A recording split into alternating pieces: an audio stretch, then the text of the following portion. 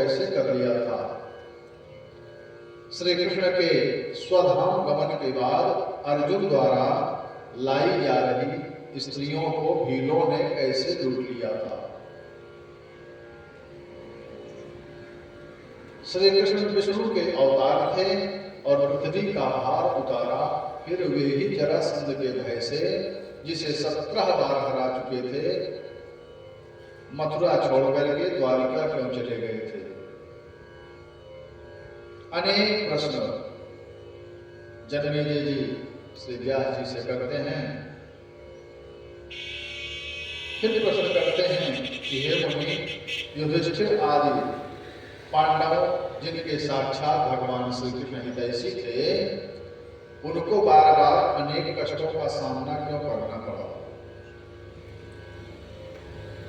द्रौपदी जो साक्षात देव की वेदी से प्रकट हुई थी, साध्वी थी और श्री कृष्ण की भक्ति थी, भक्त थी, फिर भी उसके जीवन में कष्ट बार बार क्यों आया। पांडवों ने श्री कृष्ण भगवान की उपस्थिति में भी द्रोणाचार्य और पितामह भीष्म को छलपूर्वक क्यों मारा था। कुछ समय पश्चात उत्तरापुत्र परीक्षित ने एक तपस्वी के गले में मृग सर्प क्यों डाल दिया था।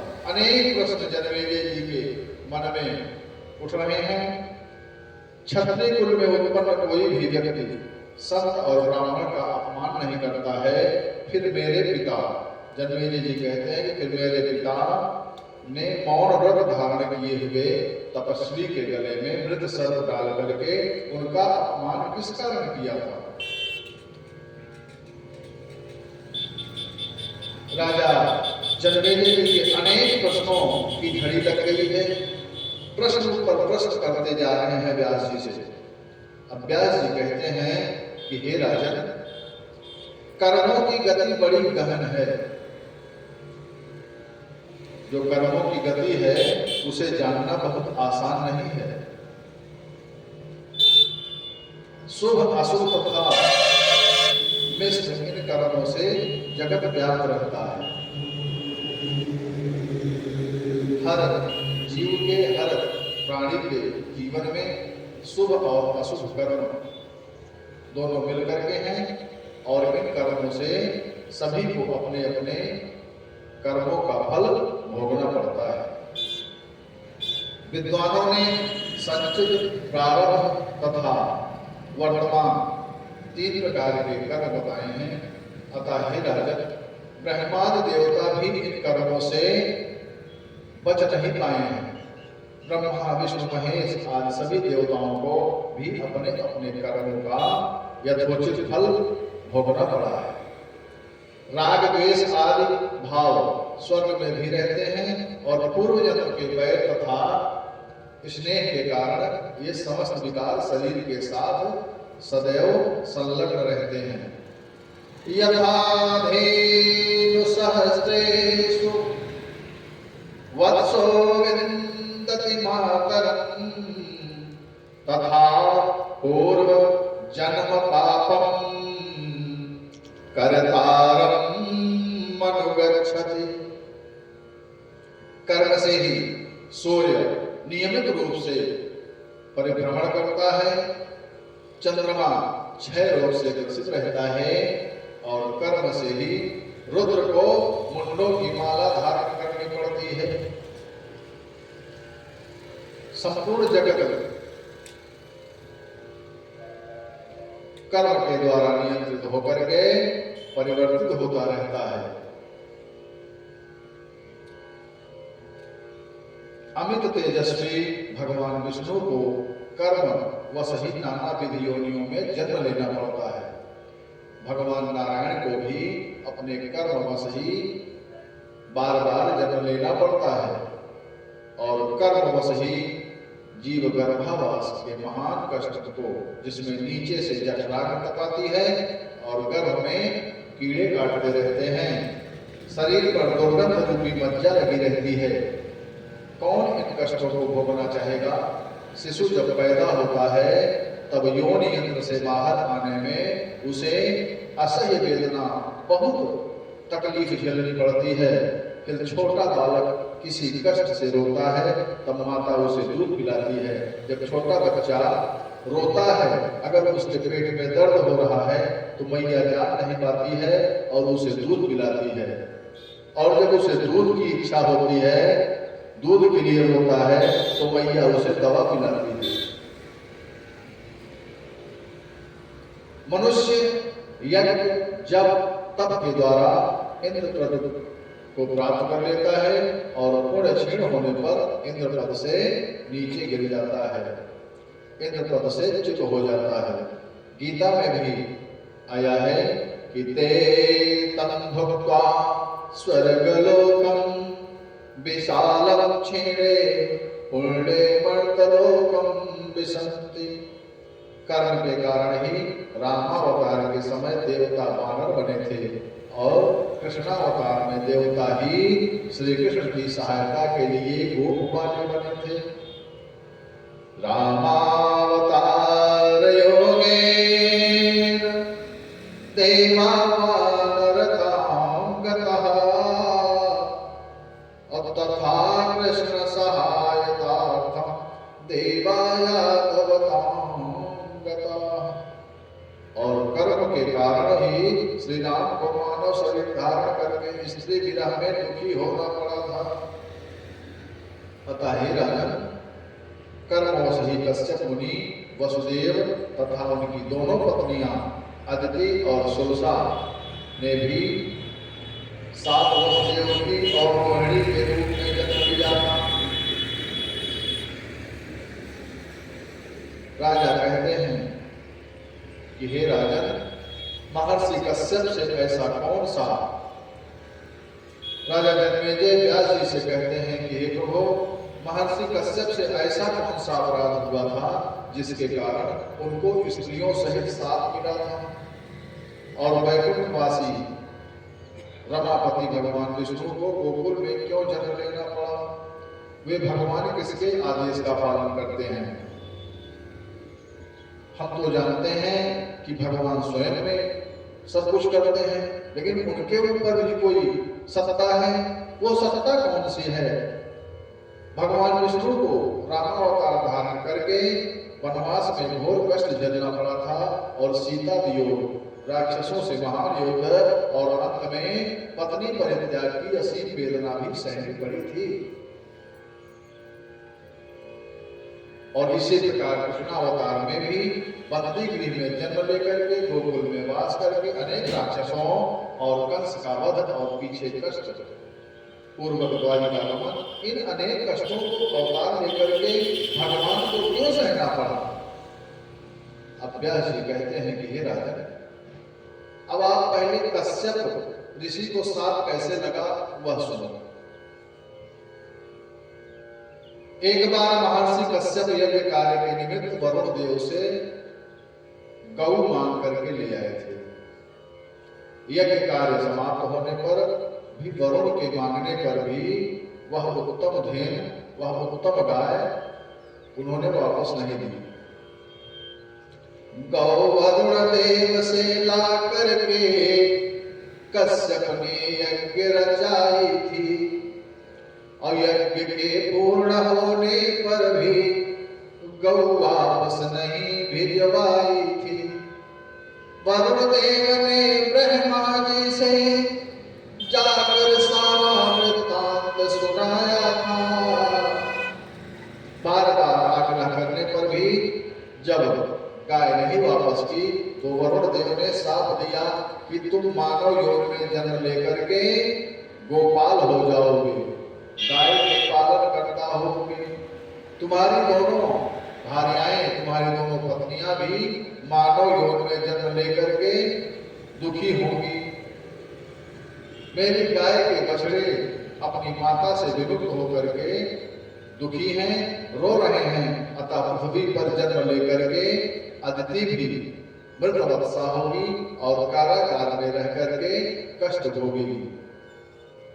अदिति ने ही देवकी के रूप में जन्म लिया। ब्रह्मा जी ने समझाया, परंतु लोभ पास के वशीभूत होकर के कश्यप ने गाय को लौटाई नहीं। तब ब्रह्मा जी ने भी साथ दिया कि तुम पृथ्वी पर जाकर के पत्नियों सहित गौपालन का कार्य करोगे। और उधर कश्यप की भार्य अदिति ने भी अदिति को साथ दे दिया कि तुम्हारे सातों पुत्र उत्पन्न होते ही मृत्यु को प्राप्त हो जाएंगे। अब जन्मेजय जी कहते हैं व्यास जी से कि हे मुनिवर,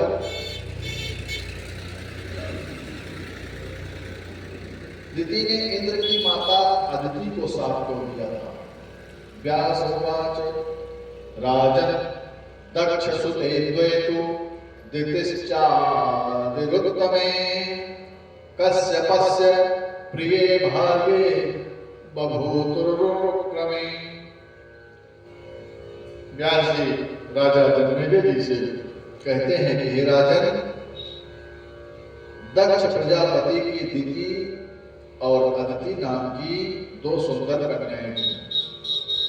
दोनों ही कश्यप मुनि की पत्नियां थी, कश्यप मुनि को ही प्यारी गई थी। दिति अदिति प्रिया थी कश्यप की, जो पति के प्राणन प्यारी थी, और अनबन रहती थी दोनों में, दोनों जग की उजियारी थी। एक समय दिति ने अदिति के पुत्र इंद्र को देख करके कहा कि मुझे भी इंद्र जैसे प्रभावशाली पुत्र का आशीर्वाद दीजिए। अपने पति से कहती हैं कि मुझे भी इंद्र जैसे प्रभावशाली पुत्र का ही वरदान दीजिए। तब कश्यप मुनि ने अदिति को पयोव्रत धारण करने का नियम बताया। दिति व्रत धारण करके जमीन में शयन करती। माता अदिति के इशारे से इंद्र दिति के पास ही रह करके और दिति के किसी दिन नियम में कोई कमी देखने लगा कि किसी दिन अगर इनके नियम में कोई कमी हो जाए तो उसका लाभ उठा लो। एक दिन दिति के नियम में थोड़ी सी कमी देख करके इंद्र ने दिति के गर्भ में योग बल से प्रवेश करके उस गर्भ के 7 टुकड़े कर दिए। रुरोध चलता बालो वज्रेणाभियतस्तथा मारुदेति सनैर्वाक्यामुवाच भगवान। उस समय वज्राघात से दुखी होकर के गर्भस्थ शिशु रुदन करने लगा। तब धीरे से इंद्र ने उससे मां रुद्र मत रो ऐसा कहा। अपने गर्भ को विकृत देख करके दिति ने अदिति के द्वारा ही इंद्र को प्रेरणा देने का सारा चरित्र जान करके क्रोध करके शाप दे दिया। हे इंद्र, जिस प्रकार तुमने मेरा गर्भ छिन्न भिन्न किया है उसी प्रकार तेरा राज्य छिन्न भिन्न हो जाएगा। और अदिति ने मेरा अहित जिस प्रकार किया है उसी प्रकार से उसके पुत्र भी पैदा होते ही जैसे तूने मेरे गर्भ के 7 टुकड़े किए हैं उसी तरह उसके भी 7 पुत्र पैदा होते ही नष्ट हो जाएंगे। पुत्र शोक में अदिति तुझे आगे चल करके कारागार में रहना पड़ेगा। जैसे तूने मुझे कष्ट दिया, मेरा गर्भ नष्ट करवाया है, होते ही पुत्र नष्ट होंगे, दुखिया का साप कराया है। अतः हे राजन, इस प्रकार व्यास जी राजा जन्मेजय जी से कहते हैं कि हे राजन, इस प्रकार दोनों को सापों से भूमंडल पर जन्म लेना पड़ा था।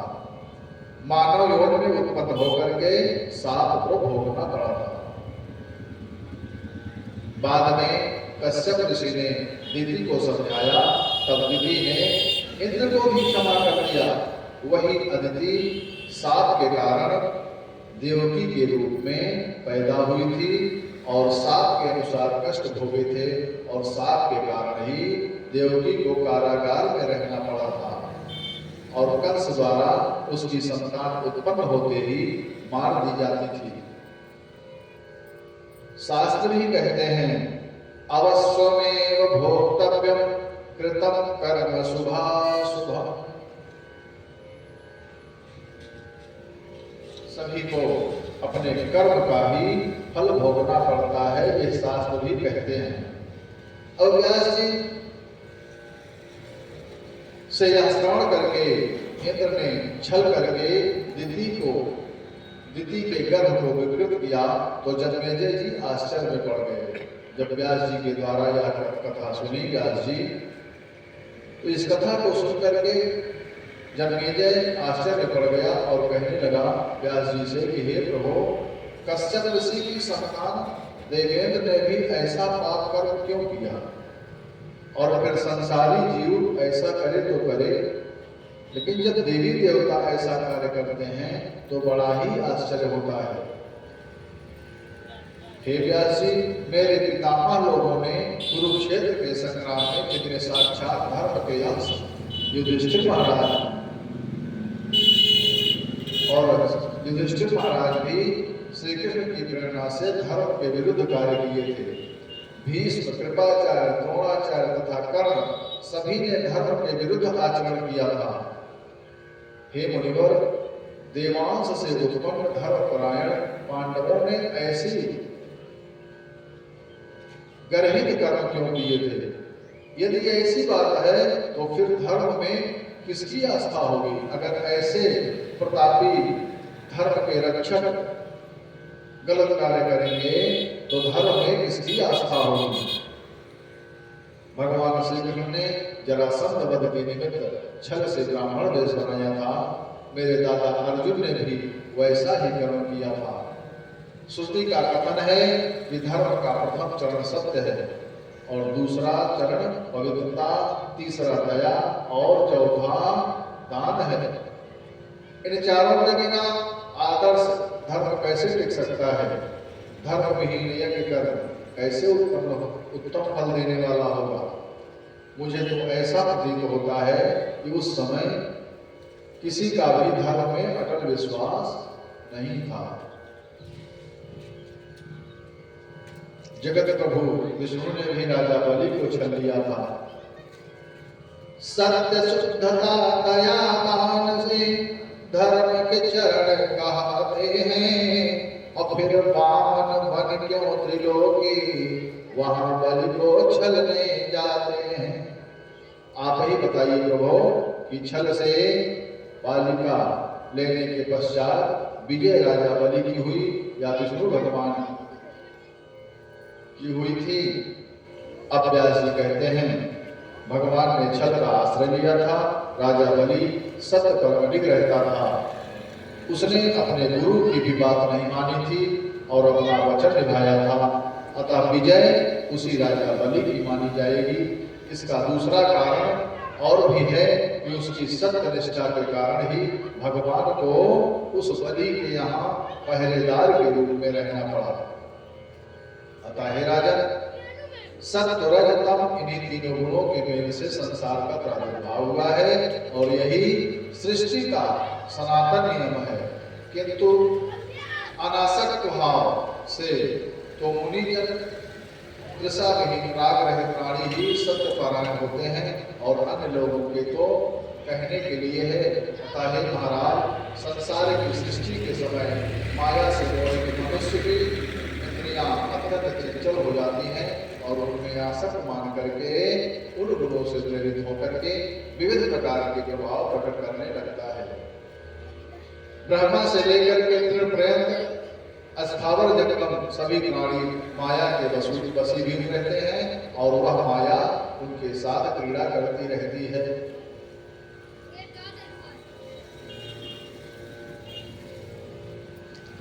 प्राणी अपना कार्य सिद्ध करने के लिए असत्य का भी सहारा लेता है।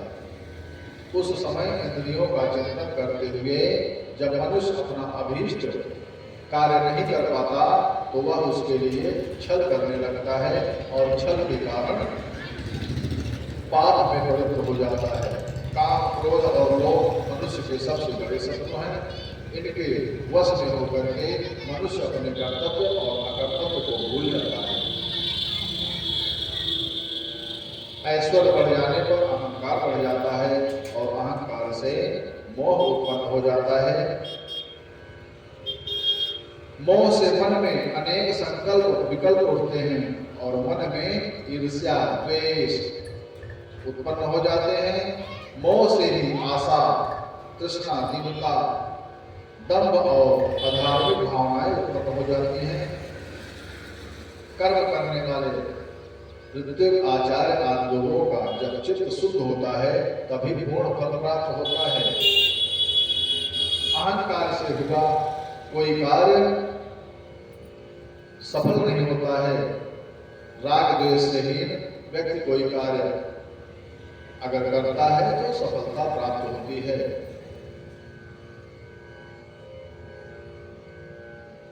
व्यास जी बताते हैं कि ब्रह्मा, विष्णु आदि,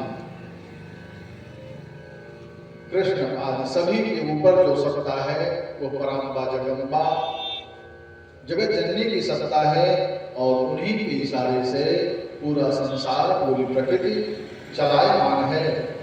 पराम्बा जगदम्बा के कारण ही यह प्रकृति चल रही है। प्रकृति स्वरूपा माँ अम्बा भवानी जगत जननी माँ दुर्गा ही सभी की आधार है और सभी इन्हीं के इशारे से कार्य करते हैं। अब त्रिदेवों की तुलना में भगवती की श्रेष्ठता की कथा का आख्यान आता है। ऋषिगण सूत जी से प्रश्न करते हैं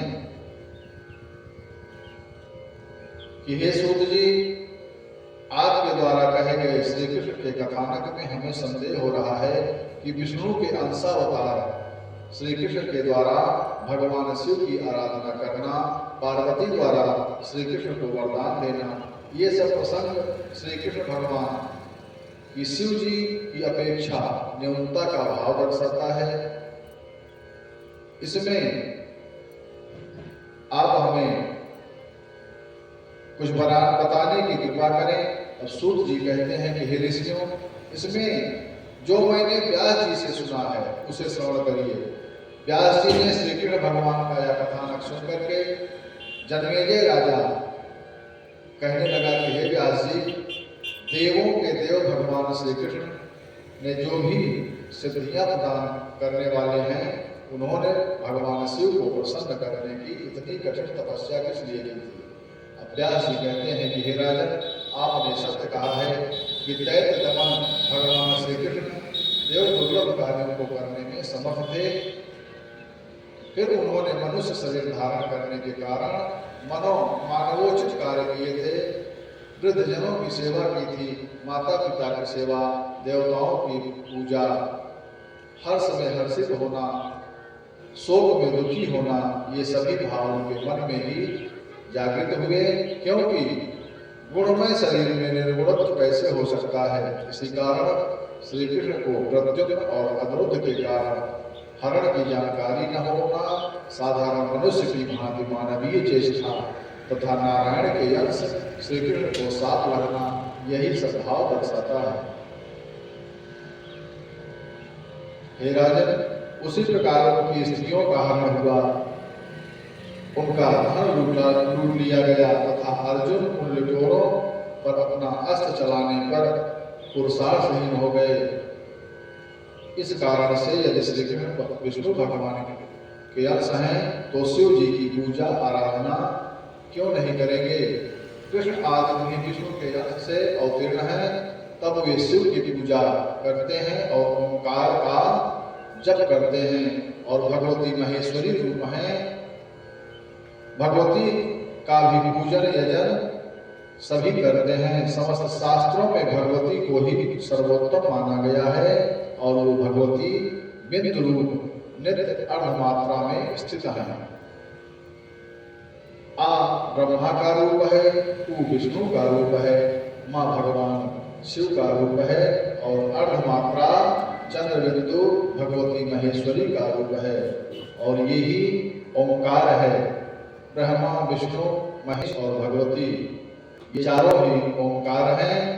और सृजन कार्य के निमित्त ब्रह्मा जी ने शिव उपासना की थी। देवी तत्व की सानिध्यता के कारण ही शिव जी की उत्तमता मानी जाती है और भगवती योग माया के ही प्रभाव से प्रत्येक युग में भगवान विष्णु के विभिन्न अवतार होते हैं। कुछ लोग कहते हैं कि भगवान विष्णु अपनी इच्छा से माता कौशल्या, माता देवकी के गर्भवास में आते हैं।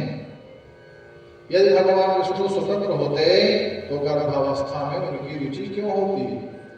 जानीहि महाराज योग माया वसे जगत ब्रह्मादिष्टपर्यन्तं देवमानोऽस्ति यदगम माया तंत्रे निबद्धाये ब्रह्मा विष्णु हराय दयः भ्रमन्ति बन्ध मायांते लीलया चोरनाभवत्।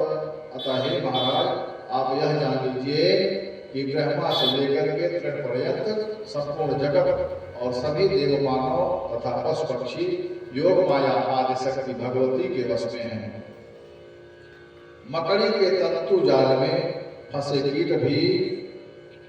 कीट की भांति ब्रह्मा विष्णु तथा महेश आदि ये सभी देव उन भगवती की लीला में माया रूपी बंधन में पड़ जाते हैं और आवागमन के चक्र में भ्रमण करते रहते हैं। व्यासोवाच, आगे महिषासुर जन्म, तप और वरदान की कथा आती है। व्यास जी कहते हैं कि महिषो नाम राजेंद्र चकार तपोत्तमं गत्वा हेमगिरो चौरम देव विस्मय कारकम्। व्यास जी राजा जन्मेजय से कहते हैं कि हे राजन, उन्हीं दिनों सुमेर पर्वत पर जाकर के महिष नाम के दानव ने अपने इष्ट देव का ध्यान करते हुए पूरे 10,000 वर्षों तक देवताओं को भी विस्मय में डालने वाला उत्तम तप किया। उसके तप से प्रसन्न होकर के ब्रह्मा जी ने कहा कि हे पुत्र, मैं तुम्हारी तपस्या से प्रसन्न हूँ, वरदान मांगो। महिष कहता है कि हे ब्रह्मदेव, आप मुझे अमृत वर प्रदान करें जिससे मुझे मृत्यु का भय न हो।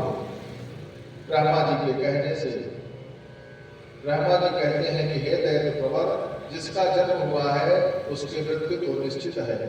आया है सो जाएगा राजा रंग फकीर।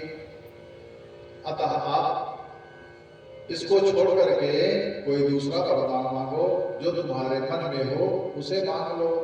महिष उवाच, न देवान् मानुष दैत्यान् मरणं मे पितामह पुरुषान् च मे मृत्युर्योऽसामाकाहनिष्यति तस्मान् मे मरणं नूनं कामिन्याः कुरु पद्यज अबला हन्त मां हन्तुं कथं शक्ता भविष्यति। महेश कहता है कि हे पितामह, देव, दानव और मानव इनमें किसी भी पुरुष से मेरी मृत्यु ना हो। इस प्रकार जब पुरुष से मेरी मृत्यु नहीं होगी तब भला कौन सी स्त्री मुझे मार सकेगी? स्त्री में ऐसी क्षमता कहाँ जो मुझे मार सके? इसलिए हे कमल ने मेरी मृत्यु किसी स्त्री के हाथ होने का वरदान दीजिए, क्योंकि कोई अबला भला मुझे मारने में कैसे समर्थ होगी।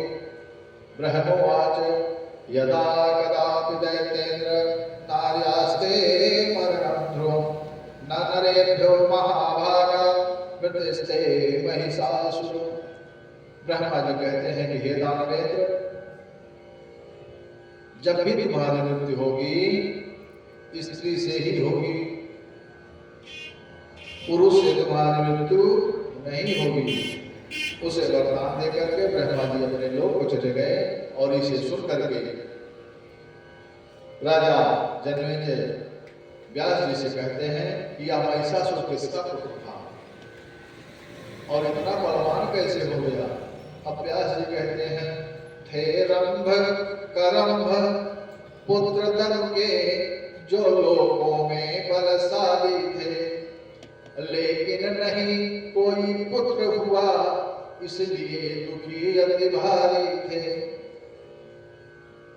रंभ और करंभ दो दानव थे और दोनों भाइयों के कोई संतान नहीं थी।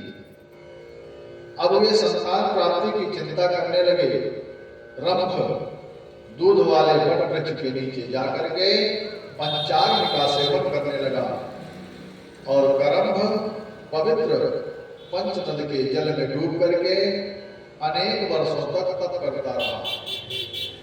उनको तपस्या करते देख करके इंद्र चिंता में पड़ गया और एक दिन ग्राह का रूप बना करके पंचनद के जल में प्रवेश करके करम्भ के पैर पकड़ करके उसे मार डाला। जब यह समाचार रंभ को मिला तो तपस्या करते करते ही उसने कुपित होकर के बाएं हाथ से अपने केश पकड़ करके और दाएं हाथ में तलवार पकड़ करके अपना सिर काटने के लिए उद्यत हुआ।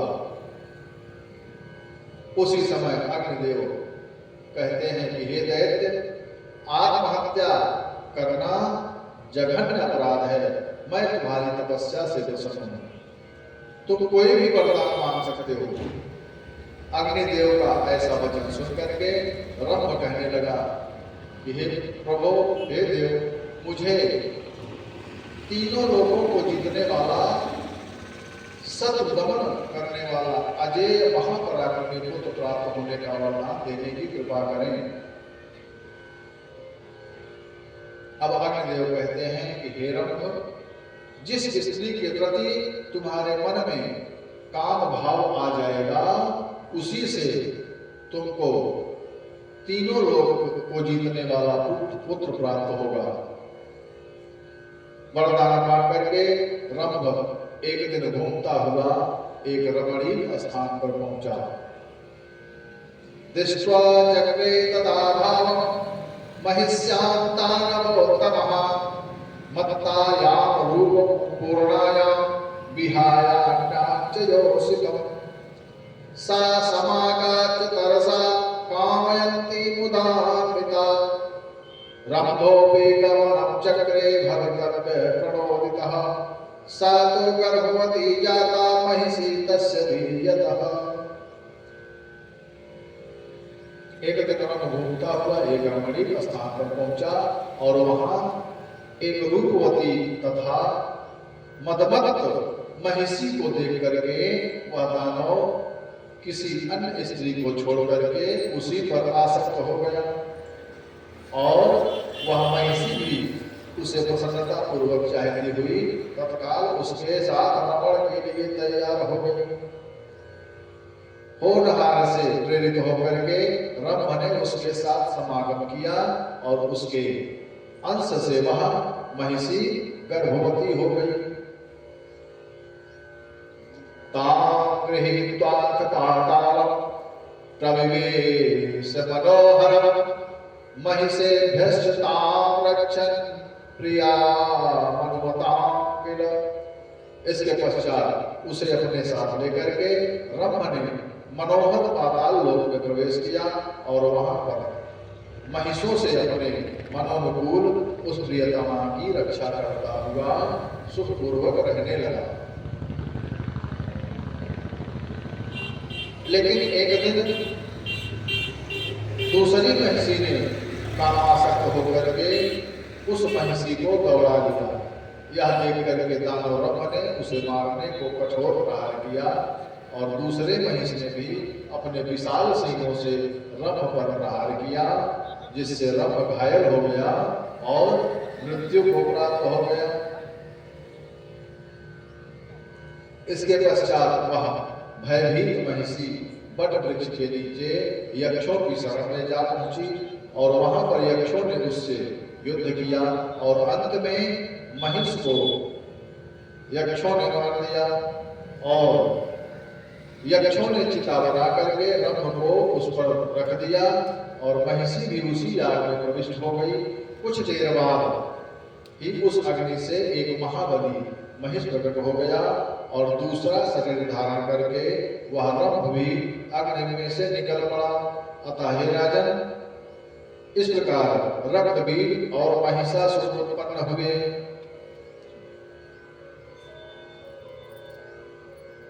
जय जय श्री सीताराम। हमारे बाबा जी आचार्य जी श्री हरिशंकर जी बाबा जी का आगमन हुआ है। आपके आगमन पर कोटि कोटि धन्यवाद। आपकी ही कृपा आशीर्वाद से यह शरीर आगे इस स्थान पर पहुंचा है। आपकी ही प्रेरणा से यह शरीर इस स्थिति में पहुंचा है। आपने ही मार्गदर्शन दिया और आपका ही आशीर्वाद प्राप्त हुआ, जो इस व्यवस्था में शरीर पहुंचा, इस स्थान पर पहुंचा। आपकी बड़ी कृपा है। रक्तबीज और महिषासुर उत्पन्न हुए। इसके पश्चात श्रेष्ठ दानवों ने महिषासुर का राज्याभिषेक कर दिया। व्यास जी राजन जन्मेजय से कहते हैं कि हे राजन, इस प्रकार मैंने तुमको महिषासुर के जन्म और वरदान का प्रसंग श्रवण करा दिया। मरते समय रंभ महिषी का ध्यान कर रहा था, तभी देववसात अग्नि में से महिषासुर उत्पन्न हुआ। इसी भाव को गीता में भी बताया गया है। यम यम वापि स्मरन् भावं त्यज्यन्ते कलेवरं तं तमेनेति कौन्तेय सदा तद्भाव भावितः। भगवान श्री कृष्ण कहते हैं कि हे अर्जुन, अपने शरीर को त्यागते समय जो जिस भाव का स्मरण करता है वह अगले जन्म में उस भाव को निश्चित रूप से प्राप्त होता है। अब आगे की कथा में महिषासुर का संदेश सुनकर के देवताओं का चिक्षुर और ताम्र से युद्ध की कथा आती है। व्यास जी कहते हैं जन्मेजय जी से कि हे राजन, वरदान पाकर के, वरदान के प्रभाव से महिषासुर ने समस्त भूमंडल को अपने बाहुबल से जीत करके अपने अधिकार में कर लिया और उसका सेनापति चिक्षुर महापराक्रमी था, उसका कोषाध्यक्ष ताम्र था और उदर्क, असिलोमा, विडालाक्ष, वास्कल, त्रिनेत्र तथा कालबंधन आदि अनेक दानववीर उसकी सेवा में रहते थे। संसार में एक क्षत्र राज्य स्थापित करने के बाद उसकी पाप प्रवृत्ति बढ़ गई। पाठ, पूजा, कथा, कीर्तन, यज्ञों पर उसने प्रतिबंध लगा दिया, जैसे मानस में रावण ने लगाया था। जय विधि होई धर्म निर्मूला, असोसर करहि वेद प्रतिकूला। जेहि देहि देश, जेहि केहि देश, धैन तुझ पावहि। नगर गाँव पुर आग लगावहि। वरदान के प्रभाव से अजय बन करके अब वह स्वर्ग पर भी अधिकार करने के लिए तैयारी करने लगा और उसने इंद्र के पास अपना दूत भेजा। प्रणयन् प्रेषयामास हयारिस्तु सचीपते, स संदेशहरं शीघ्रं आयुयो वाच दैत्यराज। गच्छ वीर महाबाहो दूतत्वं कुरु मे नघ, ब्रूहि शक्रं दिवं गत्वा निशंकः सुरसन्निधौ। महिषासुर ने इंद्र के पास अपना एक दूत भेजा और उस दैत्यराज ने दूत को बुला करके उससे कहा कि हे वीर, जाओ तुम मेरा दूत कार्य करो। तुम निडर होकर के स्वर्ग में देवताओं के पास जाकर के वहां जाकर के इंद्र से कहो, मुंच स्वर्गम सहस्राक्ष यथेष्टम गच्छमाचिरं, सेवां वाकुर देवेश महिषस्य महात्मनः। जाकर के तुम कहो कि हे इंद्र, तुम स्वर्ग छोड़ दो और अपनी इच्छा के अनुसार जहां चाहो वहां शीघ्र चले जाओ, अथवा हे देवेंद्र, महान महिषासुर की सेवा करो। दूत का संदेश सुन करके इंद्र ने कहा कि तू अपने स्वामी से जाकर के यह कह दे कि यदि उसकी युद्ध करने की इच्छा है तो शीघ्र आकर के मुझसे युद्ध करे। हे दानव, तुम सिंहों के बल अपने को सबसे बलवान समझ रहे हो। मैं तुम्हारे सिंहों को उखाड़ करके एक सुदृढ़ धनुष बनाऊंगा। अतः हे अभिमानी महिषासुर, तुम शीघ्र ही अपने युद्ध की इच्छा पूरी कर लो।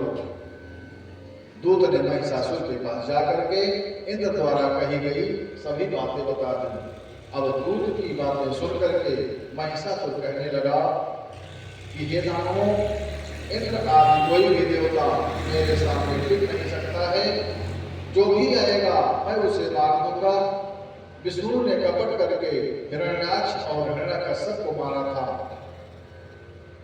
अतएव हे दानव के वंशजों, मैं उसका वशीवर्ती कभी भी नहीं होऊंगा और देवताओं का कहीं भी कदापि विश्वास नहीं करूंगा। विष्णु तथा इंद्र ये दोनों मेरा क्या कर सकते हैं? कुछ भी नहीं कर सकते हैं। यहाँ तक कि उनसे भी अधिक शक्तिशाली रुद्र भी युद्ध भूमि में मेरा प्रतिकार कर पाने में समर्थ नहीं है। इंद्र, वरुण, यम, कुबेर, अग्नि, चंद्रमा तथा सूर्य को जीत करके मैं स्वर्ग पर अधिकार करूंगा। अब हम लोग यज्ञ का भाग प्राप्त करेंगे तथा सोम रसपान करने वाले होंगे और देव समुदाय को जीत करके दानवों के साथ हम विहार करेंगे। उधर देवराज इंद्र ने देवगुरु बृहस्पति के पास जाकर के महिषासुर के दूत के द्वारा कहा गया सारा समाचार बताया। अब व्यास जी कहते हैं कि देवताओं ने विचार विमर्श करके शत्रु पक्ष के रहस्यों और बलाबल की जानकारी लेने के लिए एक गुप्तचर भेजा। गुप्तचर ने वहां जाकर के महिषासुर की सेना को सभी रहस्य आकर के इंद्र को बता दिए। दूत ने बताया कि महिषासुर युद्ध के लिए आ रहा है और इंद्र ने गुरु जी से उचित मार्गदर्शन करने के लिए कहा। गुरुदेव बृहस्पति जी कहते हैं कि हे इंद्र, सुख मिले अथवा न मिले, इस देवाधीन विषय में चिंता करना व्यर्थ है। अतः प्राणी को अपने सामर्थ्य के अनुसार उद्यम करना चाहिए। बिना पुरुषार्थ किए ही संयोग से सिद्धि मिल जाए ऐसा मान करके अंधे तथा लंगड़े की भांति अकर्मण्य होकर के पड़े रहना उचित नहीं है। पुरुषार्थ करने पर भी यदि सफलता नहीं मिलती है तो इसमें उस व्यक्ति का कोई दोष नहीं है, क्योंकि यही बात गीता में भगवान श्री कृष्ण अर्जुन से कहते हैं, कर्मण्येवाधिकारस्ते मा फलेषु कदाचन मा कर्म फल हेतुर्भूता ते संगमोऽस्तु कर्मणि। हे अर्जुन, तुम्हें अपना कर्म करने का अधिकार है, किंतु कर्म के फलों के तुम अधिकारी नहीं हो। तुम अपने को कर्मों के फूलों का कारण मत बनो, मत मानो, न कर्म करने में कभी आसक्त हो। देवगुरु भी आगे कहते हैं कि हे इंद्र, संतोष से बढ़कर के सुख का कोई भी स्थान नहीं है। अथवा हे देवराज, यदि आपके पास ममता को नष्ट करने वाले ज्ञान का अभाव हो तो प्रारब्ध के विषय में विवेक का आश्रय लेना परम आवश्यक है और बिना भोग के प्रारब्ध कर्मों का नाश कभी नहीं हो सकता है। सभी देवता आपके सहायक होंगे, आपकी बुद्धि सहायक बने। जो होना है वह होकर के रहेगा। इस होनहार के विषय में माई के दरबार से मिली चरण कमल से मिला कमल, मन हो गया हम मेरा विमल। आपकी कथा सुनेंगे कल। अभी तक इसके लिए हम थे विकल, अब आपकी कथा सुनेंगे कल। श्री राम बोलिए, गुरुदेव भगवान की जय हो। आपका आशीर्वाद प्राप्त हुआ, इतना ही बहुत है। कल इंतजार करेंगे आपका हम। देवराज इंद्र ने ब्रह्मा जी के पास जाकर के अपनी परेशानी से उनको अवगत कराया और ब्रह्मा जी इंद्र आदि को लेकर के भगवान शिव के पास गए और परिस्थिति से अवगत कराया कि दानव महिषासुर भूमंडल पर उत्पात मचा रहा है। लेकर के इंद्र शिव ब्रह्मा को वैकुंठ धाम में जाता है और महिषासुर से कैसे जीते, कर जोड़े विनय सुनाता है। अब व्यास जी कहते हैं तुम देवादिदेव भगवान विष्णु की स्तुति करके उन्होंने वहां अपने आने का उद्देश्य बताया तथा वरदान पाने के कारण गर्भोन्मत्त महिषासुर से उत्पन्न उग्र भय के बारे में उनसे कहा। उनके भय को सुनकर के भगवान विष्णु ने देवताओं से कहा कि हम देवगण युद्ध करेंगे और उस दुर्जय का वध कर डालेंगे। ऐसा निश्चय करके ब्रह्मा विष्णु महेश और इंद्र आदि देवता अपने अपने वाहनों पर चढ़ करके युद्ध क्षेत्र में आ गए। ब्रह्मा जी हंस पर, विष्णु जी गरुड़ पर, शिव जी वृषभ पर, इंद्र ऐरावत पर, कार्तिकेय मोर पर, सभी देवता अपने अपने आसन पर अपने अपने सवारी पर सवार होकर के युद्ध स्थल पर आए। महिषासुर के सेनापति चिक्षु ने हाथी पर चढ़कर इंद्र पर 5 बाणों से प्रहार किया और इंद्र ने उसके बाणों को निष्फल करके अर्धचंद्रबाण से प्रहार किया। इंद्र ने उसके हाथी को घायल कर दिया। ऐसा मंजर देख करके महिषासुर ने बिडाल को इंद्र से लड़ने के लिए भेजा। दोनों में भारी युद्ध हुआ। इंद्र ने उसके हाथी पर गदा से प्रहार किया जिससे हाथी घायल होकर के सेना को कुचलता हुआ भाग गया। उधर यमराज ने ताम्र से भयंकर युद्ध के बाद ताम्र भी अंत में मूर्छित होकर के संग्राम भूमि से भाग गया। इंद्र ने बिडाल समरांगण से करके संग्राम भगाया है और यमराज ने ताम्र मूर्छित करके अपना ही ध्वज फहराया है। और व्यास जी कहते हैं कि जब महिषासुर ने ताम्र को मूर्छित देखा तो हाथी पर सवार अपनी गदा से इंद्र के बाहुमूल पर प्रहार किया, लेकिन इंद्र ने अपने वज्र से उसकी गदा को काट करके महिषासुर की तरफ क्रोध करते बढ़ने लगा। महिषासुर तीव्र तलवार लेकर के इंद्र पर प्रहार करने लगा। दोनों में भयंकर युद्ध हुआ। महिषासुर क्रोधित होकर के कहता है कि मैं संपूर्ण जगत को नष्ट कर देने वाली तथा मुनियों को भी मोहित कर देने वाली मोहकारिणी सांबरी माया का तत्काल प्रयोग करूंगा। और तत्काल प्रयोग किया। उस माया के प्रभाव से महिषासुर के ही रूप वाले तथा उसी के समान पराक्रमी करोड़ों महिषासुर अनेक प्रकार के आयुध अस्त्र लेकर के देवसेना का संहार करते हुए दिखाई पड़े। ऐसी माया को देख करके वरुण, कुबेर, अग्नि, सूर्य, चंद्रमा आदि सभी देवता मन में भय उत्पन्न करने लगे। उनके मन में भय उत्पन्न हुआ और सभी देवता ब्रह्मा, विष्णु और शिव जी का स्मरण करने लगे। देवताओं के स्मरण करते ही तीनों देवता उनकी रक्षा की कामना से युद्ध स्थल पर आ गए। उनको युद्ध क्षेत्र में आया जान करके महिषासुर, चिक्षुर, महिषासुर के सभी सहायक सेना और अंधक आदि ने अपने अपने आयुध लेकर के सभी देवताओं को घेर लिया और एक दूसरे पर घातक वार करने लगे। भगवान शिव और अंधकासुर में लगातार 250 दिनों तक भीषण युद्ध होता रहा। उसी समय इंद्र तथा वास्कल, महिषासुर और भगवान रुद्र, यमराज और त्रिनेत्र, महाहनु, कुबेर और अश्लोमा आदि वरुण के साथ घमासान युद्ध होता रहा। भगवान विष्णु ने महिषासुर के ऊपर प्रहार किया जिससे वह मूर्छित होकर के गिर गया। सेना में हाहाकार मच गया और थोड़ी देर बाद मूर्छा दूर होने पर महिषासुर ने विष्णु भगवान के ऊपर प्रहार किया। उससे भगवान मूर्छित हो गए और इस तरह संग्राम भूमि में रक्त की नदियां बहने लगी। लाशों का ढेर बिछ गया।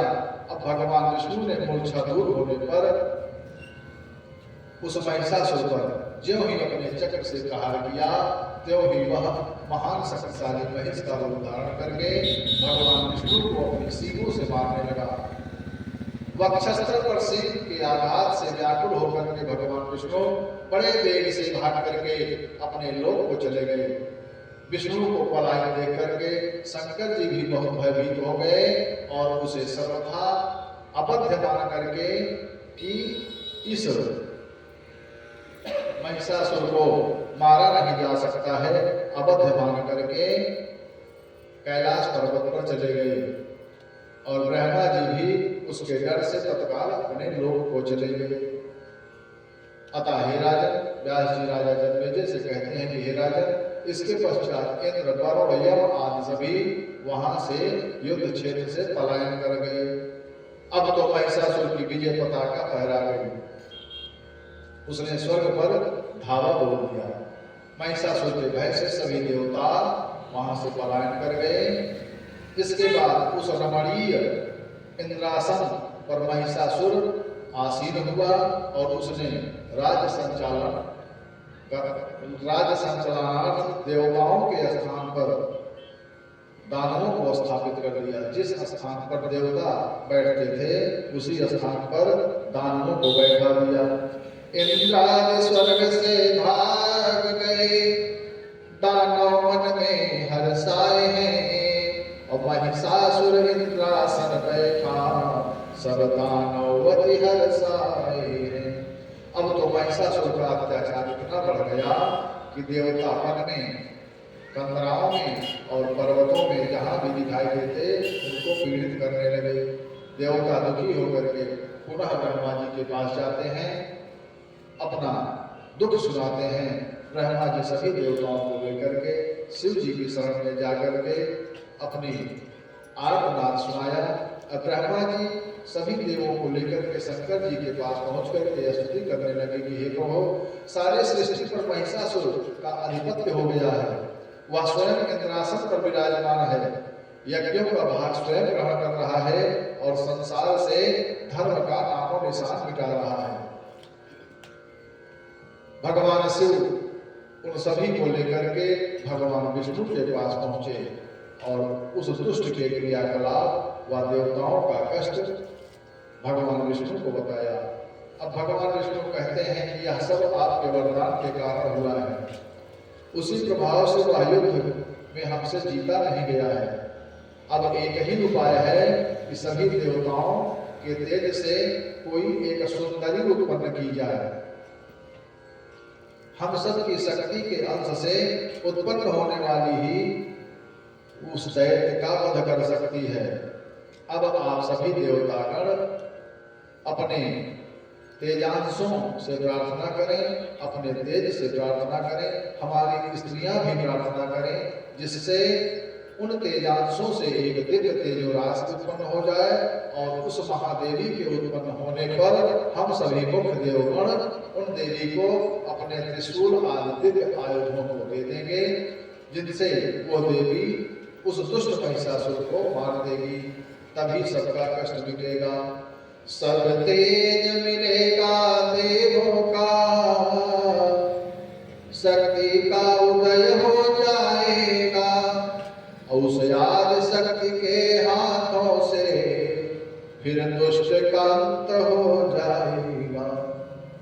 इसके पश्चात ब्रह्मा, विष्णु और महादेव के शरीरों से तेज निकले जो अलौकिक थे। सभी देवताओं के, इंद्र आदि सभी देवताओं के शरीरों से दिव्य तेजों का प्रादुर्भाव हुआ जो अत्यंत दीप्तिमान था। दूसरे हिमालय पर्वत के सदृश उस महादिव्य तेजोराश को देख करके विष्णु आदि सभी प्रधान देवता आश्चर्यचकित हो गए और उसी क्षण वहां सभी देवताओं के देखते देखते उस तेज पुंज से अत्यंत श्रेष्ठ, सुंदर तथा सबको विस्मित कर देने वाली एक स्त्री प्रकट हो गई।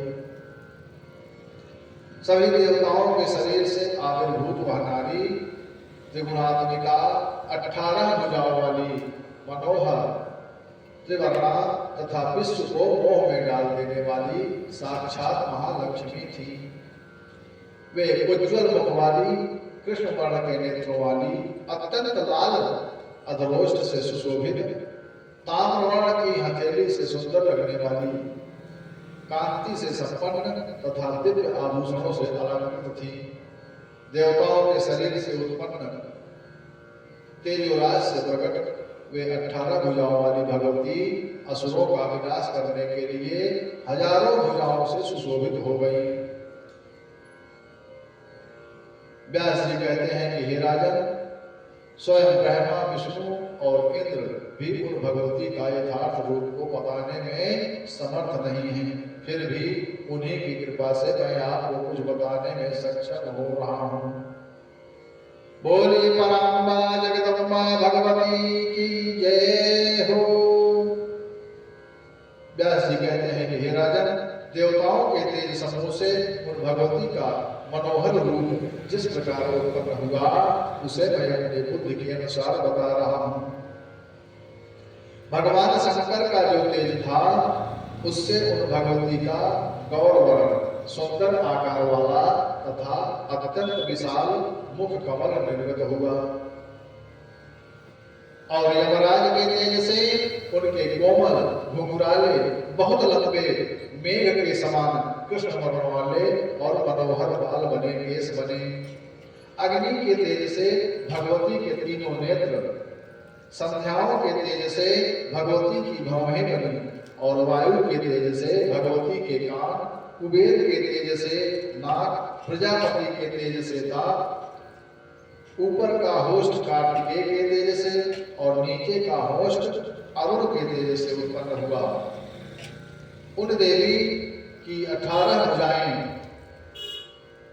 विष्णु के तेज से प्रकट हुई तथा उनकी रक्त वर्ण की अंगुलियां वसुओं के तेज से उत्पन्न हुई और उनके दोनों उत्तम स्तन चंद्रमा के तेज से आविर्भूत हुए तथा 3 रेखाओं से युक्त उनका मध्य भाग इंद्र के तेज से उत्पन्न हुआ।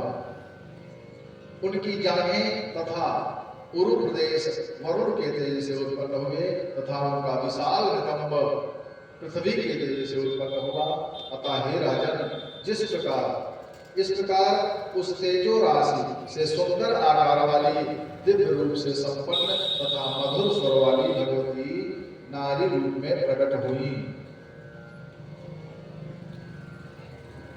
व्यास जी जनमेजय से कहते हैं कि हे राजन, क्षीर सागर में रक्त वर्ण वाले 2 अलौकिक वस्त्र, 2 कुंडल, बाजूबंद, कंकड़, नूपुर दिए और महासमुद्र ने कष्टहार, अंगूठियां दी।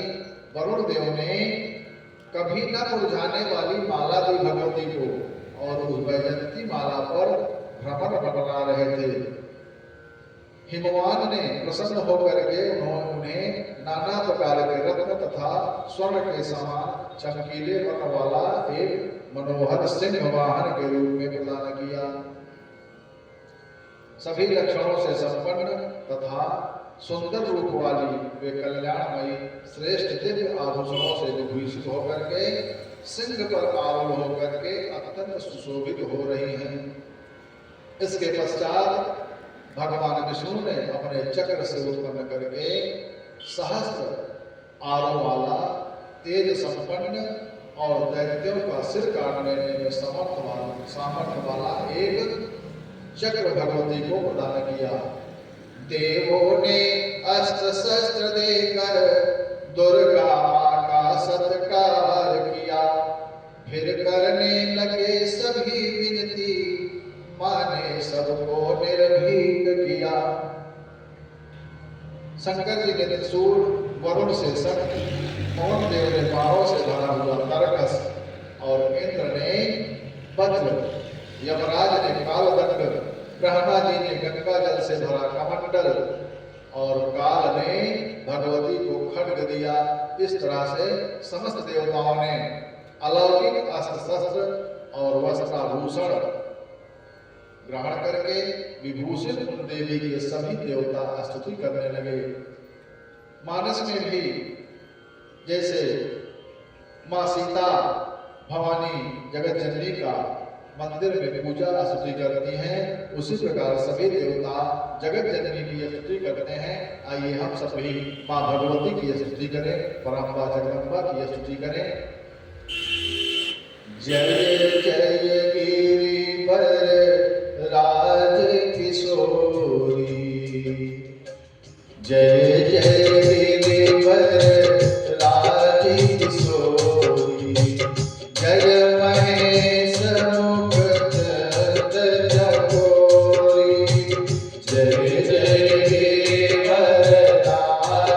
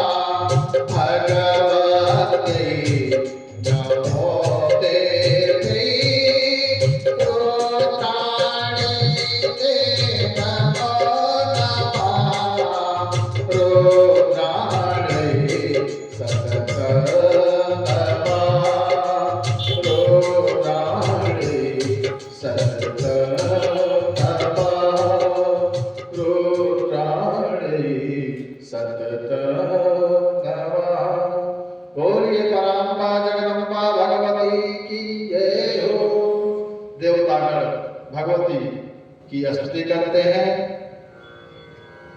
और इंद्राणी को बार बार प्रणाम नमस्कार करते हैं। कहते हैं कि हे माँ, आप ही सिद्धि बुद्धि वृद्धि तथा वैष्णवी को बारंबार प्रणाम है। आप ही सिद्धि बुद्धि वृद्धि हैं। पृथ्वी के भीतर रह करके पृथ्वी को नियंत्रित करती हैं। किंतु पृथ्वी जी ने नहीं जान पाती उन परा परमेश्वरी की मैं वंदना करता हूँ। देवताओं की कीर्ति को सुन करके महादेवी भगवती ने महाभयानक अट्टहास गर्जना की और उस अद्भुत अट्टहास को सुन करके दानव भयभीत हो गए। पृथ्वी कांपने लगी, महासमुद्र में विक्षोभ होने लगा, दिशाएं गूंज उठी। सभी देवता रक्षा करो, रक्षा करो, हे जगतजननी हम सब की रक्षा करो, ऐसा कहने लगे। देवी का अट्टहास सुन करके सब दानव थर थर कांपते हैं और सब देवी देव करें विनती, सब जय जयकार मनाते हैं। उस अलौकिक सुंदरी 18 भुजाओं वाली देवी को देख करके और उसकी गर्जना से भयभीत होकर के अनेकों दानवों ने महिषासुर के पास जाकर के भगवती का सारा हाल बता दिया। अब महिषासुर अपने मंत्री से कहता है कि हे अमात्य, तुम कुछ सेना लेकर के उसके पास जाओ और उसे साम दाम दंड भेद जैसे भी हो सके मेरे पास लेकर के आओ।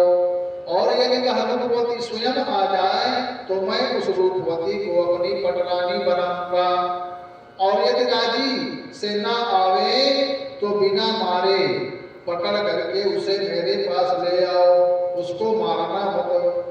उस अमात्य ने वहां जा करके भगवती से कहता है कि हे सुंदरी, देवताओं और मनुष्यों से अवध योद्धा दानवेश्वर ने आपको शीघ्र ही अपने पास बुलाया है। आपके रूप सौंदर्य को सुन करके हमारे महाराज पूर्ण रूप से आपके वशीभूत हो गए हैं। अब आप अपनी बात कहें। इस दूत की बातों को सुन करके पराम्बा जगदम्बा भगवती कहती हैं कि तुमने जो शांतपूर्वक आदर के साथ मेरा स्वागत करके मधुर वाणी से मुझसे बात की, उससे मैं तुम पर बहुत प्रसन्न हूं। अगर तुम जरा भी अभद्रता से बात करते तो मैं कालाग्नि के समान दृष्टि से तुम्हें भस्म कर देती। मधुरता से युक्त वचन भला किसको प्रिय नहीं लगता है, इसलिए मैं तुम्हारी वाणी से प्रसन्न हूं। अब तुम जाओ और मेरे शब्दों से उस पापी महिषासुर से कह दो जैसे मैं कह रही हूं, इसी तरह जाकर के उस पापी महिषासुर से कह दो, यदि तुम्हें जीवित रहने की अभिलाषा है तो अभी पाताल लोक में चले जाओ, नहीं तो मैं तुझ पापी तथा दुष्ट को रणभूमि में मार डालूंगी। मेरे बाणों से छिन्न भिन्न शरीर वाले होकर के तुम यमपुरी को चले जाओगे। कह देना उस महिषासुर से अब सही राह पर आए वो, और वरना मैं उसको मारूंगी, अब जग को नहीं सताए वो। हे दूत, तुम्हारे अपने उस पूर्व स्वामी ने जो वरदान मांगा था, स्त्री के द्वारा मारा जाना पराक्रमहीन के लिए भले ही सुखकर हो, किंतु वीर के लिए यह कष्टप्रद होता है। महिष की अपनी जो बुद्धि हो सकती है, भैंस की जो बुद्धि हो सकती है, वही होती है। उसी के अनुसार तुम्हारे स्वामी ने ऐसा वरदान मांगा है, इसलिए मैं स्त्री रूप धारण करके अपना कार्य सिद्ध करने के लिए मैं स्वयं यहाँ आई हूँ। और मैं तुम्हारे धर्मशास्त्र विरोधी वचनों से क्यों डरूं?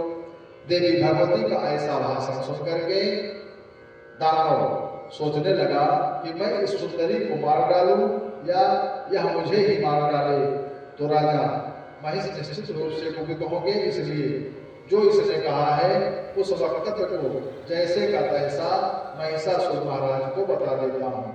ऐसा सोच करके वह दानव दूत महिषासुर को सुंदरी की बातें जा करके बताने लगा। जा करके कहता है कि महाराज, उस सुंदरी ने कहा है कि मेरा वचन सुन करके विशाल नैनों वाली वह सुंदरी गर्व के आवेग से विमोहित होकर के मुस्कुराती हुई मुझसे यह बात बोली कि मैं देवताओं के हित करने के लिए विचार से महिषी के गर्भ से उत्पन्न उस अधम राक्षस पशु को देवी के लिए मैं बलि चढ़ा दूंगी। दूत कहता है कि हे महाराज, उसने मुझे बहुत कठोर बात कही है, आपका रस भंग न हो इस कारण मैंने उसके साथ युद्ध भी नहीं किया। वह अपने बल से उन्मत्त रहती है। अब आप जो भी आज्ञा दें वैसे ही हम आगे के कार्य करें। संदेश दूत का सुन करके महिषासुर अति गर्व आया है। वीरों तुम मुझको बतलाओ कैसे होगा मन भाया है। अब व्यास जी कहते हैं जनमेजय जी से कि हे राजन, महिषासुर के मंत्रीगण कहते हैं कि हे राजन, सत्य बात को सुनने तथा मानने वाले दुर्लभ हैं। सत्य बोलने वाला परम दुर्लभ है, किंतु चाटकारिता पूर्ण बातें करने वाले बहुत से लोग हैं। विरूपाक्ष कहता है कि हे राजन, आप तीनों लोगों पर विजय पताका फहराने वाले होकर के एक तुच्छ स्त्री से भयभीत हो रहे हैं। मैं अकेला ही उसे मार सकता हूं। दुर्धर कहता है कि हे दानवेंद्र, विरूपाक्ष ने ठीक कहा है। वह सुंदरी आपको भयभीत करके अपने वश में करने का प्रयास कर रही है। कुछ दानव सेना जो मंत्रीगण हैं महिषासुर को बताते हैं कि मैं ही जाकर के उस स्त्री को मार करके आता हूं। तब महिषासुर कहता है कि नहीं, तुम लोग जाओ और उसे मार करके न लाओ, उसको पकड़ करके लाओ और मैं उस पर मोहित हुआ हूं, उसको पकड़ करके लाओ, मैं उससे विवाह करूंगा। सभी राक्षस जाते हैं, देवी से युद्ध होता है। महिषासुर की सेनाएं, देवी ने सेनाओं को मार दिया। महिषासुर से युद्ध होता है, महिषासुर भी जाता है देवी के पास। वास्कल, दुर्मुख, विरूपाक्ष, दुर्धर आदि राक्षसों को देवी के हाथों वध किया जाता है। उसके पश्चात महिषासुर भी युद्ध के लिए जाता है। तमागच्छन्तमालोक्य देवी शूलेन वक्षसे जघानवास्कलं क्रुद्धा पपात च ममान्तरः। वास्कल आदि सभी राक्षसों को देवी के द्वारा संहार किया जाता है। चिक्षुर, ताम्रवध सभी सैनिकों को देवी के द्वारा संहार होता है। महिषासुर भी अब अपने हाथ में तलवार लेकर के भगवती से युद्ध करने के लिए जाता है, लेकिन वहां पहुंच करके भगवती को देख करके वह मोहित हो जाता है।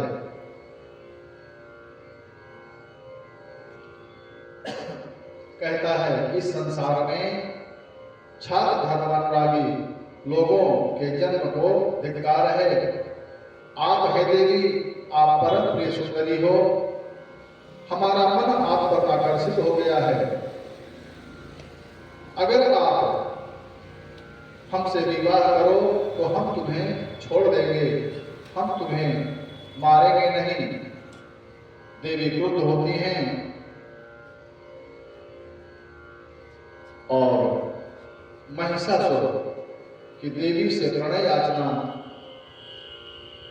महिषासुर द्वारा देवी की प्रणय याचना पर देवी क्रुद्ध होकर के महिषासुर पर प्रहार करती हैं। दोनों में युद्ध होता है और अंत में पराम्बाजगंबा महिषासुर परवार करती हैं और महिषासुर परवार करने के पश्चात महिषासुर का अंत होता है। बोले पराम्बाजगंबा की जय हो, बोले महिषासुर मर्दिनी की जय हो।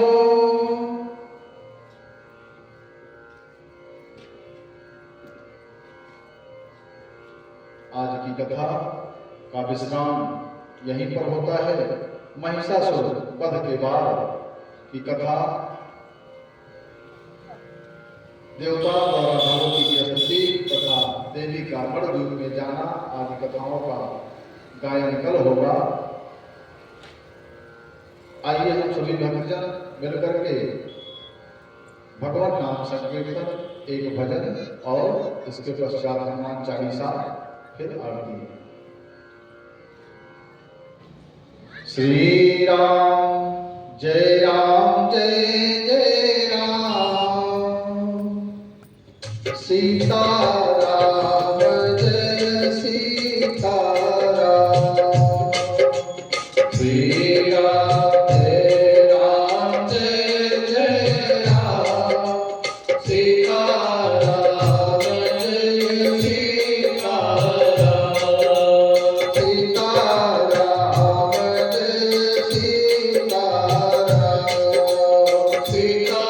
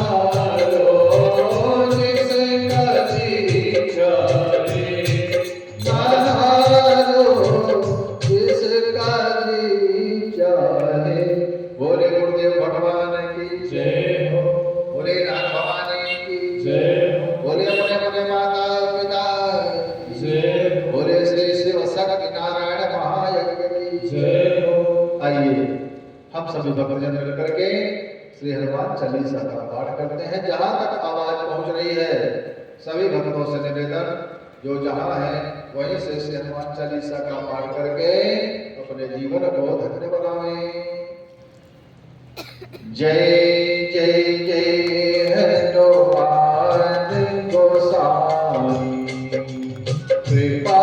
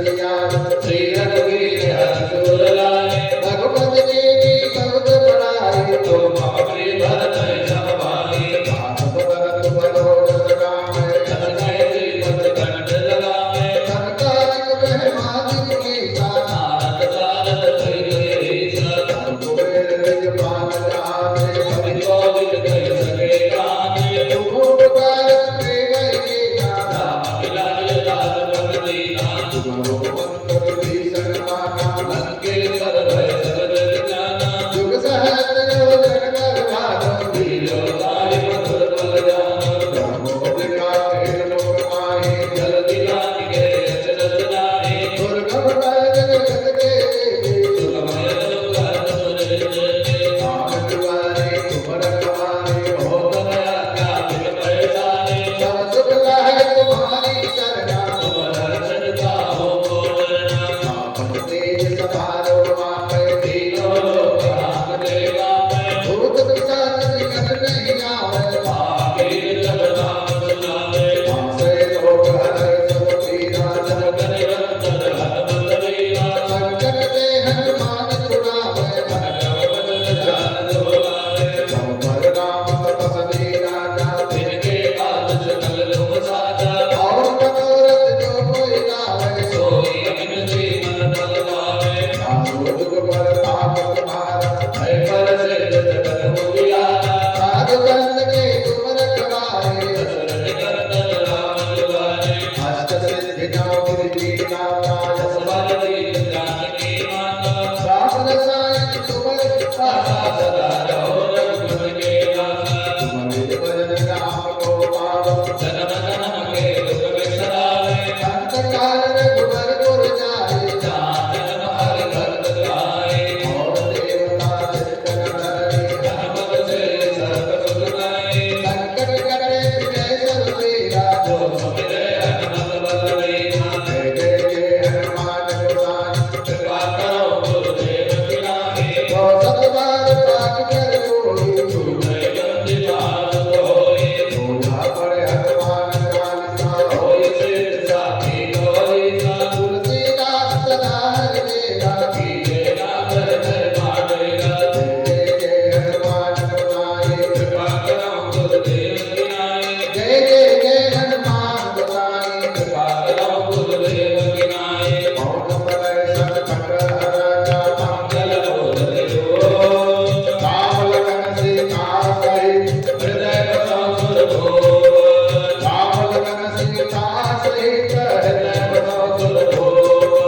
जय जय जय हनुमान गोसाई कृपा करो गुरुदेव की नाहि जय जय जय हनुमान गोसाई कृपा करो गुरुदेव की नाहि पवन सुभाग कठिन जग माहि सो गए हो तात तो पाए पवन सुभाग कठिन जग माहि सो गए हो तात तो पाए मोरे ऊपर गुरु बिनु माता जाओ कहाँ कर जब जल दाता मोरे ऊपर गुरु बिनु माता जाओ कहाँ कर जब जल दाता आशुतोष तुम रहो धरतानि आरती हरो दीन जग गाने आशुतोष तुम रहो धरतानि आरती हरो दीन जग गाने देवी पूज पद कमल तुम्हारे सुर नर मुख सब होई सुभाने देवी पूज पद कमल तुम्हारे सुर नर मुख सब होई सुभाने जय जय जय हनुमान गोसाई कृपा करो गुरुदेव की नाहि जय जय जय हनुमान गोसाई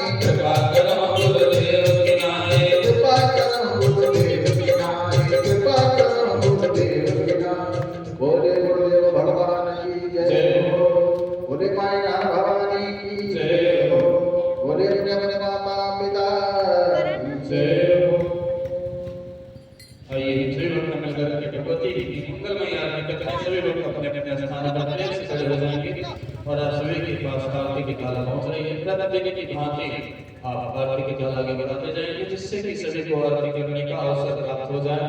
हरे ओम दीपं प्रज्वल्य हो विदनो हरे रतनमे सुदसवेरनो सर्वगणनो स्वस्तये आत्मसनकृत सनकसनि लोकसन भयसनि अपने ही प्रदान बहुलम करो तन्नम पयोरेतु अस्मान् सुधत्त।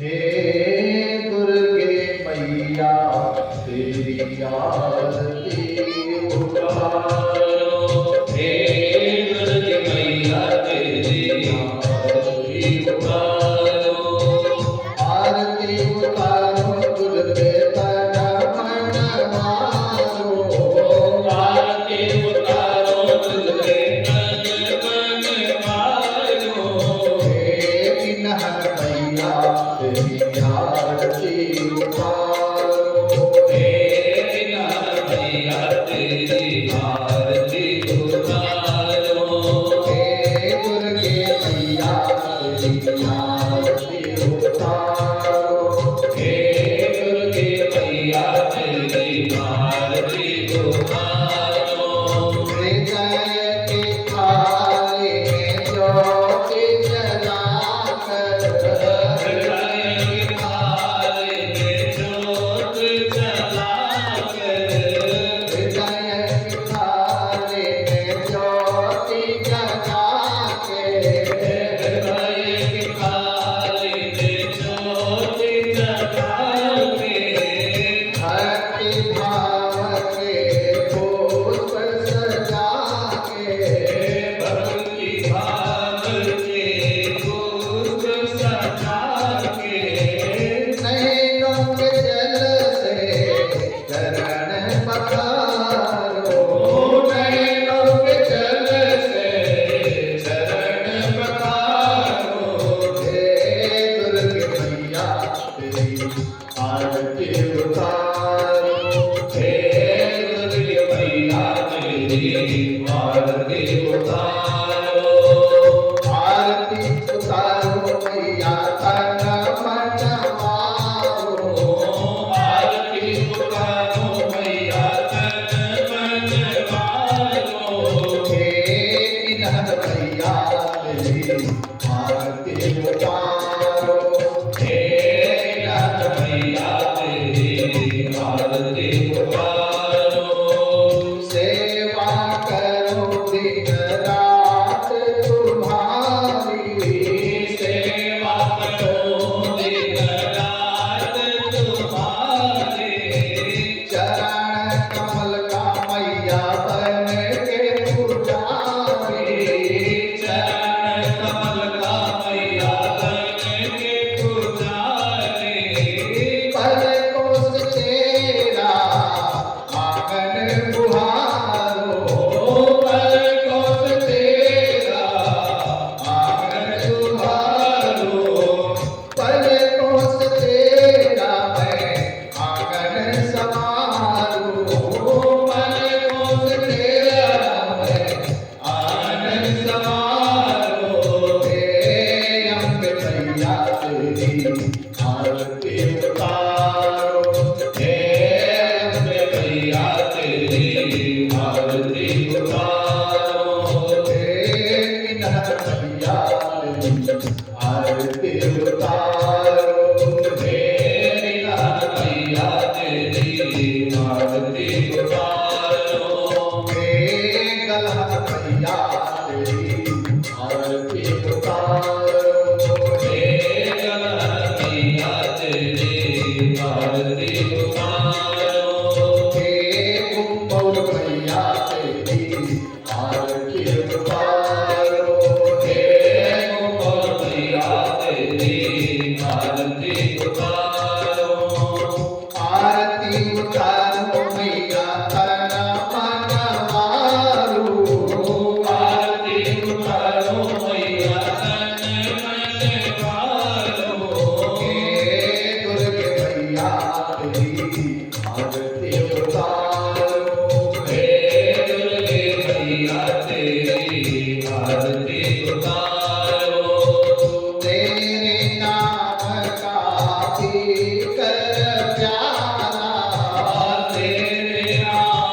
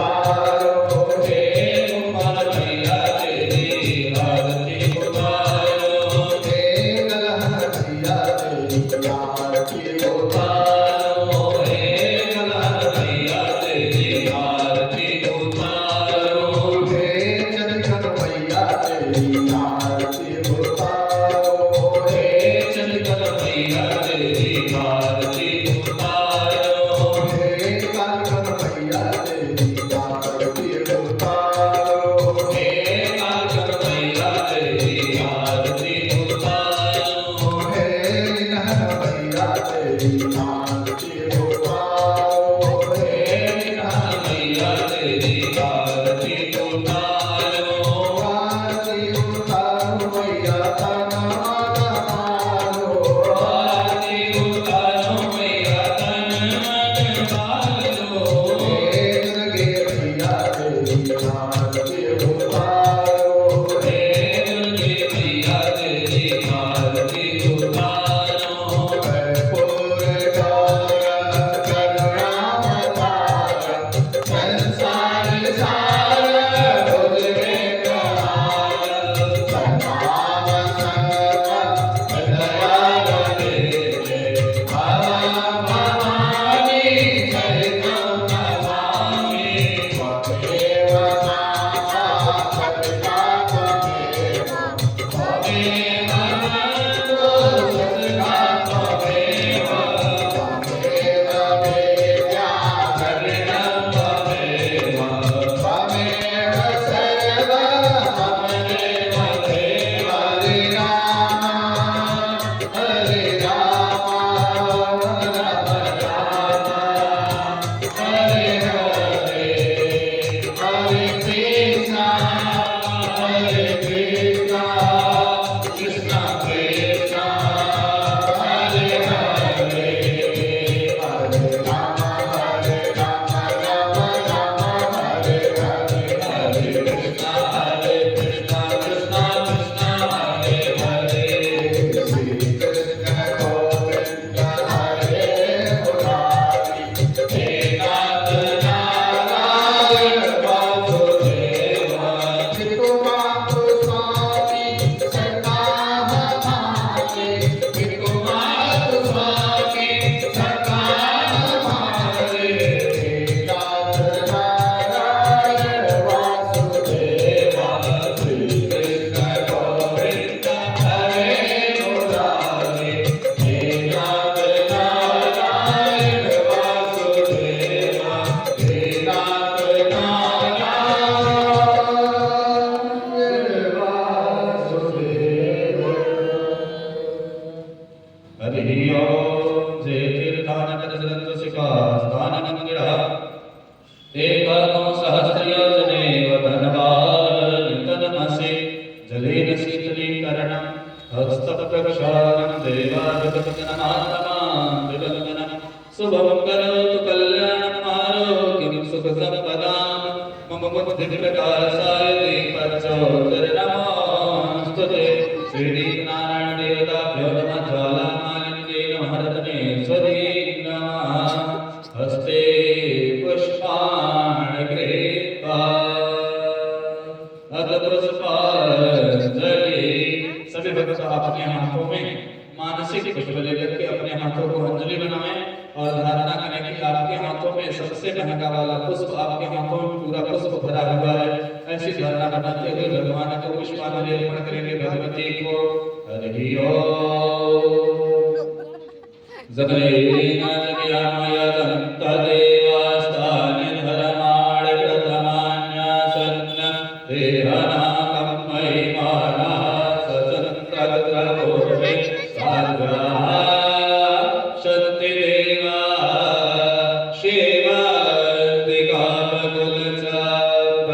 शिवदिकामकुलचापकपाटलाब्जे पुन्नागजाति करवेलरसाल पुष्पै बिल्वाचाल तुलसी दलमय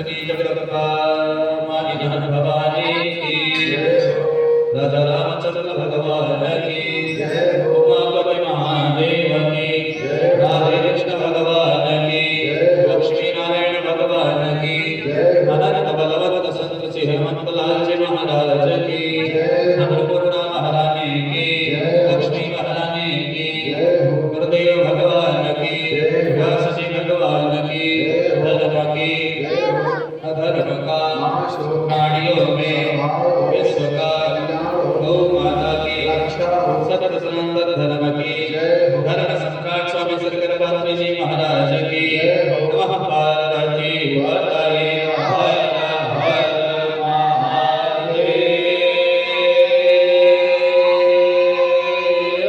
शंभो। आप सभी लोग अपने अपने स्थान पर प्लीज बैठ जाएं। आप